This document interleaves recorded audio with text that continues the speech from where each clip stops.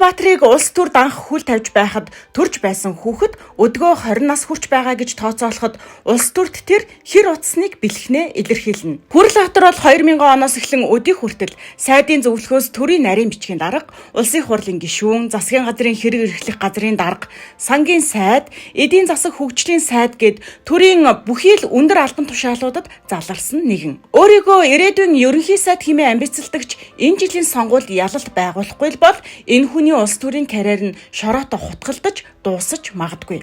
Өнгөрсөн сонгуулиар өвдөг шороотохтой тулахдаа нутгийнхаа бараг бүх хүн рүү өөрөө утасцсан гэсэн яриа байдаг. Энэ жилийн сонгуулиар ядаж байхад утас цохиод л гарчдаг Увс аймагтаа биш баруун дөрвөн аймагт нэр дэвшгээр горилж байгаа. Тиймээс ялахын төлөө бүхий л хүч чадлаа дайчилж чуулганыхаа хуралдаанд ч суух завгүй хөдөө хөхөрч гадаа гандаж явна. Сонгуулийн үеэр мөнгө тараасан гэдэг хэл аманд байнга шахуу өртдөг тэр энэ удаад ч энэ сэдвээс хазааж чадаагүй. Увсын оюутнууд болон иргэдэд мөнгөн бороо оруулсан тухай мэдээлэл нийгмийн сүлжээнд бүүн болоогүй ч мөнгө тараадгийг нь баталсан явдал болсон. Увсад зарладаг бүхий л тендер хөрөнгө оруулалтын ажлуудыг түүний хамаарал бүхий этгээдүүд байнга авдаг. Хотгор шанагын уурхайг солонгосчуудад зарсан, чухал яамн дээр очиж суучгаад хөрөнгө оруулалтыг үзэмжээр шийддэг гэдэг шүүмжлэлүүд хэвлэлийн хуудаснаа дураадаг байсан ч сүүлийн үед удмын сан руу дайрах үзэгдэл газар авсан. Гадаадын хөрөнгө оруулалттай компаниудад газрыг 100 жилээр эзэмшүүлэх тухай өөрчлөлтийг хүндэсэн нь